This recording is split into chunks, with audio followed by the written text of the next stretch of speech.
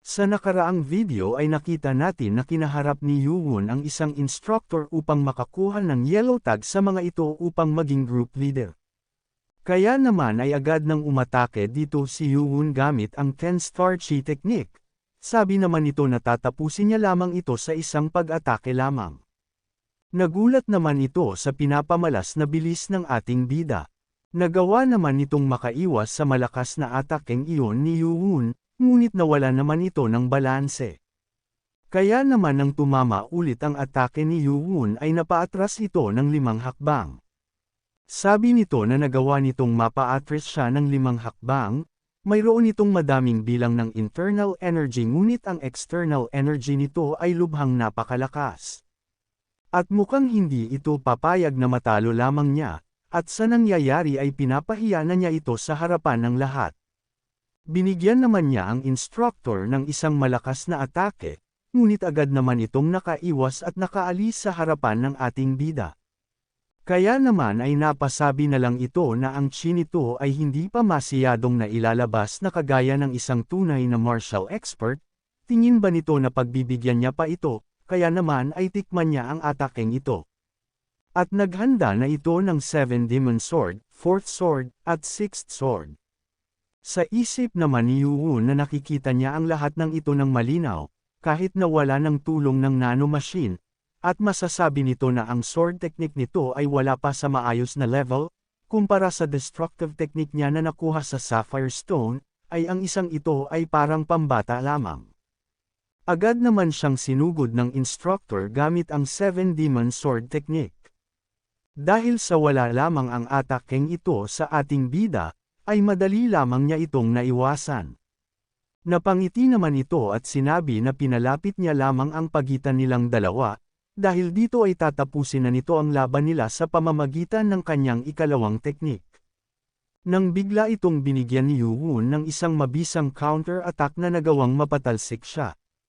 Sa nangyari ay nagulat naman dito ang mga cadet at instructor na nanunood sa kanilang laban. Pati ang Right Guardian ay hindi din makapaniwala sa mga nagaganap, dahil nagawa lang nitong mapawalang bisa ang 7 Demon Sword technique gamit ang basic move ng Butterfly Dance. Sa nangyari naman ay galit na galit ang instructor dahil sa napatalsik lang siya ng isang walang kwentang teknik. At dahil sa napunta na sila sa sitwasyong ito, ay pababagsakin na niya ito gamit ang 10-star chi technique para magtamo ito ng isang internal injury, na agad naman niyang ginawa. Nabigla naman dito ang Right Guardian dahil ang ataking gagawin nito ay talagang mapaminsala, at mukhang nababaliw na ang isang ito.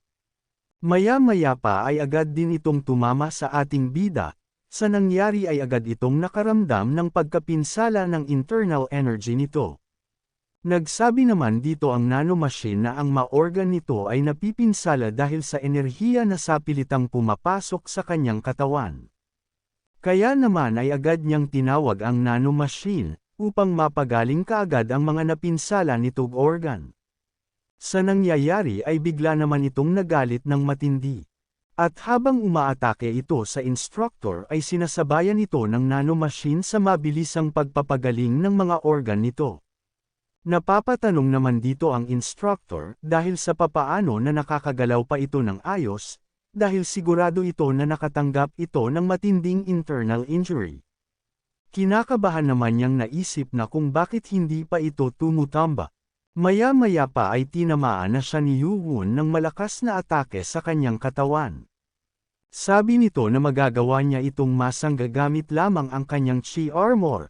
Ngunit sa nangyaring pag-atake sa katawan nito ay hindi naman na inaasahan na tumagos ang pinsalang ito sa kanyang mga buto na nagresulta sa pagkakabali ng mga ito. Kitang-kita ang lakas ng pag-atake na ginawa dito ni Yuwon na agad na napasuka na ito ng dugo. Kitang-kita naman ng lahat ang karumal-dumal na resulta ng labanan sa pagitan ni Yuwon at ng instructor ng Group 1.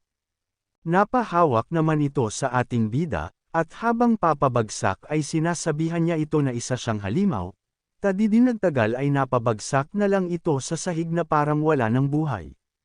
Bigla namang nakaramdam ng takot ang young master ng Blade Clan, at sinasabi na hindi talaga nagbibiro ang Cadet 200 na si Yampa, at mukhang ang isang ito ay kanyang magiging malaking problema. Nag-umpisa ng mapaisip ang Right Guardian, na ang Seven Demon Sword ay ginawa ng isang alamat ng demonic cult, na si Sword Demon. Ito ay koleksyon ng plain sword movement. Ngunit ang hindi mabilang na mga kombinasyon nito ay ginagawa na maging mahirap upang masangga ito, ngunit nagawa lamang niya ng ganon-ganon lamang. Sobra pa ito sa pagiging mahusay, ito ay isang martial art genius. At hindi niya dapat itong hayaan na makuha lamang ng lasenggerong left guardian. Agad namang pinuntahan ng mga kasamahang instructor ang bumagsak, at ipinapalam sa academy director na si Right Guardian na ang isang ito ay dadalhin nila sa infirmary, dahil ang ribs nito ay napinsala at ang 3 buto dito ay nabali. Sabi naman ng Right Guardian sa kanyang isip na nakalimutan nitong sabihan ang mga instructor na ang Cadet 7 na ito ay nagawang masira ang matitibay na haligi ng individual training room, at kung napaalam niya ang tungkol dito ay hindi sana ganito katindi ang kanyang matatanggap na pagkatalo. Kaya naman ay nag-utos ito na dalhin na ito sa infirmary ng mabilis. Agad namang binigay kay Yuwon ang yellow tag ng natalo nitong instructor, at napapatanong kung totoong nagawa niya ito.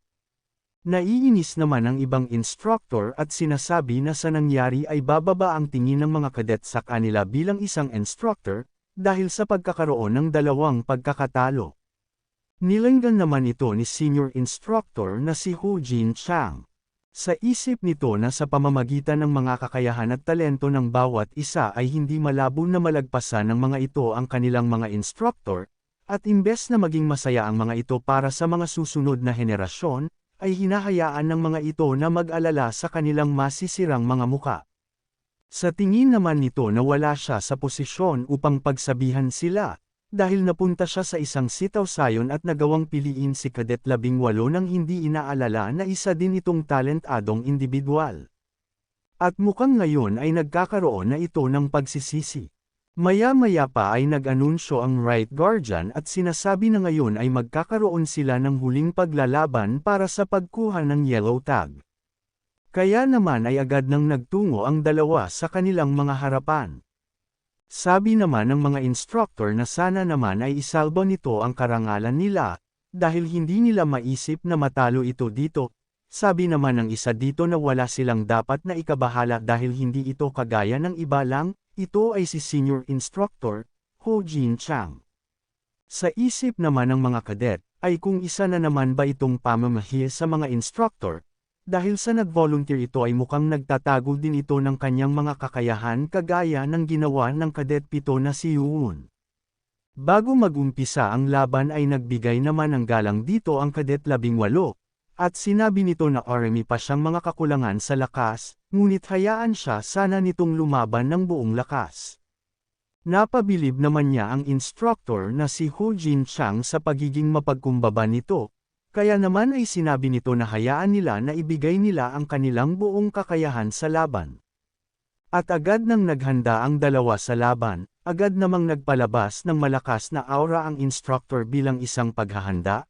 Naramdaman naman niya agad ang napakalakas na presensya na pinapalabas nito, at hindi ba ito ang tao na kaharap niyang nakangiti lamang kani-kanina lang, ngunit hindi ito dapat na matakot. Kaya naman ay agad na itong sumugod sa instructor, nang makalapit ay agad itong naghanda upang umatake gamit ang kanyang paa. Napapangiti naman dito si Yuwon dahil ang isang ito ay isang kikang teknik. At mukhang madami siyang mga makukuhang mga training avatar sa mga ito. Bukod sa lahat ay si Chian Muyon, ay nagsasagawa ng iba't ibang mga teknik gamit ang magkabila nitong mga kamay at nagiging interesado siya dito. Isa lamang itong parte ng kanyang mga teknik kaya naman hindi nito alam kung maaanalisa niya ito ng maayos, ngunit malaki na ang maitutulong nito sa kanya. At magiging madali na lamang kung sakaling makaharap nito si Chian Muyon sa hinaharap. Sa ginawang pag-atake naman ni Cadet 18, gamit ang pagsipa nito sa instructor, ay mabilis lamang niya itong naiiwasan, kaya naman napaisip ito at sinabi na mukhang madali lamang nitong naiiwasan ang lahat ng kanyang mga pagsipa sa pamamagitan lamang ng paggalaw ng kanyang mga paa. Maya-maya pa, ay sinabihan siya ng instructor na ang paa nito sa likod ay kitang-kita na nakabukas. Kung umabot ka na sa parte ng video na ito ay maaari lamang na i-click ang like at super thanks sa baba bilang pagsuporta. Maraming salamat. Kaya naman ay nakita itong pagkakataon ng instructor upang atakihin siya, ngunit nagawa naman niya itong naiwasan at ginamit ang kanyang kamay upang makatalon ito. Namamangha naman sa ginawa ng Cadet 18 si Ho Jin Chang, matapos na makakuha ng tamang balanse ay agad naman na inatake niya ito. Namangha naman ang lahat dahil sa pagkakakita sa mga tumamang atake ng Cadet. Ngunit sa di inaasahan, ay agad pala itong na-counter ng instructor gamit ang isang chi blade, at pagkatapos nito ay agad itong napatalsik. Napaisip naman ito na upang makagawa ng isang chi blade ng sobrang bilis, ay mukhang isa itong master. Bukod pa doon ay tanging mga simpleng sword movement lamang ang ginamit nito at hindi pa gumagamit ng kahit na anong teknik mula sa Seven Demon Sword. Sinabihan naman nito ang Cadet na ang pagkadalubhasa nito ay ang mga kikang teknik, ngunit ngayon ay hindi na nito magagawang magamit ang kanyang kanang paa, kaya naman ano na ang gagawin nito. Sabi nito na mukhang mas malakas ito kaysa sa mga naunang instructor. At sa ganito kalaking diferensya sa kakayahan ay mukhang wala siyang pag-asa, ngunit kailangan niya subukan at tapusin ang laban na ito gamit lamang ang isang teknik. Napapabilib naman nito ang instructor sa taglay nitong fighting spirit. Agad nang sumugod dito ang Cadet 18, nang makalapit ay agad itong tumalon upang atakihin ang instructor. Sabi naman nito na kahit na may pinsala ang paa nito ay hindi pa din siya sumusuko, at maganda ang nakikita niya sa batang ito. Kaya naghanda na siya upang sagutin ang papa-atake na Cadet 18. Ngunit nang inatake na ng instructor ito ay bigla namang nag-iba ang direksyon nito at napunta sa kanyang ilalim, nagulat naman dito ang instructor. Ipinagpatuloy naman nito ang kanyang ginagawang pag-atake, ngunit nakangiti naman niya itong pinagmamasdan, at napapasabi na ang isang ito ay nakamit na din ang pag-abante sa pagiging isang expert. Biglang nagulat ang Cadet 18 sa ginawang after image ng instructor, at sinasabi na mukhang ito na ang katapusan niya. Biglang umupo ito sa kaniyang harapan, at sinabi sa kaniya na magaling ito sa kanyang mga ginawa. At bigla siyang binigyan nito ng isang simple ngunit napakalakas na atake sa katawan, na nagresulta sa pagkakatalsik nito sa malayo. Napasabi naman ang mga nanunood na mga Cadet, na nakakagulat talaga na matalo lamang ito sa pamamagitan lamang ng simpleng teknik, at hindi talaga madali ang nais ng Right Guardian para sa kanila na kaharipan ang isang instructor upang makakuha ng yellow tag sa mga ito, at ang Cadet 1 at Cadet 7, ay talagang mga halimaw. Sa nangyari, ay naghahabol ng hininga si Cadet 18, at napapasabi na kung hindi naging mabait sa kanya ang instructor, ay ginamitan na siya nito ng chi blade at inatake siya diretso sa kanyang puso. Nakikita naman ito ni Yoo-won at sinabi dito na napakamalas nito upang ang isang ganito kalakas na instructor ang kanyang makaharap, at kung ang nakaharap nito ay isang instructor na hindi master, ay maari pa na magagawa nitong manalo. Sigurado ito na ang mga instructor ay masayang-masaya sa pagkakatalo nito. Sabi naman nito na kung nagawa nitong maikonekta ang panglito nito at ang kanyang teknik ng mabisa, ay maari nitong magawang malito ang kanyang kalaban, at inaasahan nito ang kanyang magandang pag-abante pagdating sa martial art. Magalang naman ditong nagpasalamat ang Cadet 18 sa instructor sa ibinigay nitong magandang payo sa kaniya. Nang makabalik na ang Cadet sa kanilang hanay, ay tinignan naman ito ni Yoo-won at may napansin na kakaiba sa kanyang katawan. Ang kulay nito ay parang mapotla at ang leeg niya ay namumula. Kaya naman ay inutusan niya ang nanomachine na magsagawa ng malalim na pag-analisa sa katawan ng Cadet na ito, at ihanda lamang niya ito upang pagtapos na may announce ang ikatlong pagsusulit ay matignan niya. Ipapamigay sa mga ito ang mga kahoy na espada na gagamitin sa ikatlong pagsusulit at magkakaroon ng isa ang bawat isa sa mga Cadet, kaya naman ay sinasabihan sila na ingatan ito at huwag hahayaan na masira. Magiging group leader ang mga ito kapag nagawa nilang makuha ang mga yellow tag sa loob lamang ng 7 araw. Matapos ang ilang paalala at pagbibigay ng mga kagamitan na kakailanganin ng mga ito sa ikatlong pagsusulit, ay agad na ang mga ito ay pinaalis. Habang naglalakad ay napapaisip si Yuun, na kailangan na muna niyang makonsumo ang Black Dragon Ball Medicine, at may nais pa siyang matignan matapos nito, nang bigla naman siyang harangin ng iilang mga kadet sa kanyang paglalakad, kaya naman ay nagtataka ito. Agad namang pumunta ang 4 na kadet sa harapan nito upang magbigay ng suporta sa kanilang napiling maging leader, at tinatanong ang mga ito kung ano ang nais nila sa kanilang team leader. Natuwa naman dito si Yuun sa pagtawag sa kanya ni Haobong bilang kanyang leader. Nakaraang gabi sa loob ng Group 8 dormitory, ay nagpapaliwanag ang alalay ni Yuun na si Haobong sa 3 kadet. At sinasabi, na natutuwa ito dahil sa nakikita nilang paglakas ni Yuun at pakiramdam niya na magdadala ito ng matinding pagbabago sa demonic cult. At nais niya pati ang 3 ay samahan siya na sumunod sa ginagawang paglaban ni Yuun sa pagsusulit. Napatanong naman ang isa sa mga ito, at ito ay si Wong Chun, na kung hindi ba nito naiisip na ang ganitong bagay ay isang mapanganib na sugal, at hindi ba ito natatakot sa magiging galit ng mga 6 na clan. Sumagot naman ito na natatakot siya, at totoong takot na takot. Ngunit kung itinadhana siya upang maliitin bilang isa sa mga maliit na clan, ay handa itong isugal ang lahat para kay Yuun. Dahil sa tulong ni Yuun, ay mayroong pag-asa para sa mga kagaya nila. Napapaisip naman ang mga ito sa mga sinasabi sa kanya ni Haobong, kaya naman ay maya-maya ay nagtanong ang isa sa mga ito kung tunay ba niya itong pinagkakatiwalaan, na agad naman itong sinang-ayunan. Nagtinginan naman ang mga ito, maya-maya ay sinabi ng mga ito kay Haobong na sasama sila sa gagawin nitong pagsugal kay Yuun.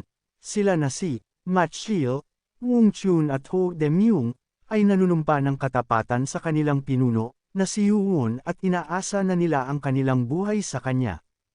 Agad naman tinapik ni Yuun si Haobong at sinasabi na ayos lamang ito at tumabi na siya. Agad naman siyang binati ng kadet ika-857 na si Wang Hul, at pinupuri siya nito sa kanyang magandang martial performance kani-kanina lamang. Sabi nito na didiretsuhin na niya ang ating bida na gusto nitong sumali sa kanyang grupo, sa sinabi nito ay nabigla naman dito si Yuun. Masaya naman sa nangyayari ang mga kasamahan nito at sinasabi, na kagaya ng inaasahan nila sa kanilang pinuno.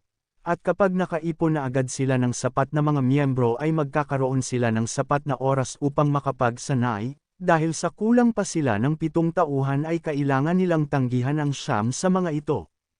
Sabi naman ng isa dito na siya ay galing sa Dark Fist Clan, isang elite clan, at isa siyang advanced martial artist, at bilang miyembro ay hindi ito magsasanhi ng kahit na anong kaguluhan. Nagtaas din dito ang isang kadet 920 na galing sa Dark Horse Clan na si Hawk Hang. Siya ay nanatiling nasa intermediate prowess, ngunit kapag nakonsumo na nito ang medicine ball, ay maabot na nito ang advanced prowess, at nangangako na hinding-hindi tatalikod sa ating bida. Nagsabi din ng pagka-interes na sumali si kadet 77 na si Won Il, na mula sa Gentle Sword Clan. Sabi nito na naabot na din nito ang advanced prowess, kaya naman ay sigurado siya na malaking tulong ito sa grupo. Nagtaas din ang nasa tabi nito, at sana naman ay pakinggan din siya si Zhao Min galing sa Golden Gate Clan. Aminado siya na wala itong sapat na internal energy ngunit nagtataglay naman ito ng advanced spearmanship. Sabi naman ng mga kasamahan nito ay 5 sa loob ng 16 na tao dito ay nanggaling sa elite clan. Kaya naman mukhang ang 11 sa mga ito ay kailangang maglaban-laban para sa 2 bakante, at ito ang ayaw nila patungkol sa mga elite clan.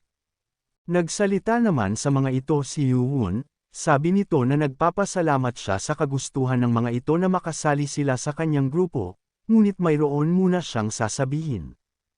Hindi ito humahanap ng mga tao upang makapasa sa ikatlong pagsusulit, sa sinabing ito ni Yuun ay nagulat naman ang mga ito.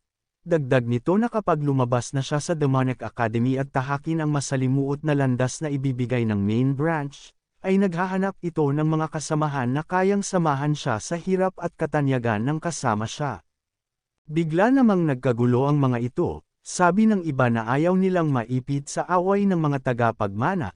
Nakita naman ito ni Yoo-won at gaya ng inaasahan, ay kitang-kita ang takot sa mga ito. Kaya naman sinabi nito na wala itong pakialam kung galing sila sa elite clan o sa maliliit na clan, kung nais nilang sumama dito dahil sa huli ang kanilang mga estado ay hindi na mahalaga. At nais nitong baguhin ang 6 na pundasyon ng main branch.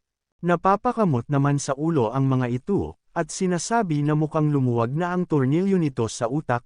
Totoong isa siyang candidate bilang isang Vice Lord. Ngunit may lakas ba siya para gawin ito, at mukhang ito ay pagpapahiwatig ng pakikidigma sa mga ito.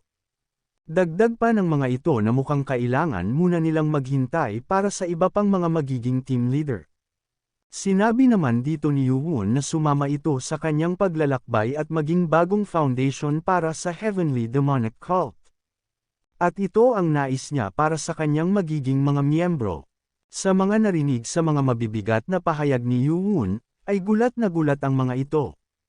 Sabi ng mga ito na nais lamang nila na maging parte sana ng grupo dahil sa nais lamang nilang maipasa ang ikatlong pagsusulit ng kasama siya, ngunit mukhang hindi ito tinadhana. Matapos ay agad naman na nag-alisan ang mga ito, sabi naman ng kasamahan nito na mukhang hindi maganda ang nangyayari, dahil sana ay sinabi na lang ng bida ang mga ganong bagay matapos na matanggap ang mga ito.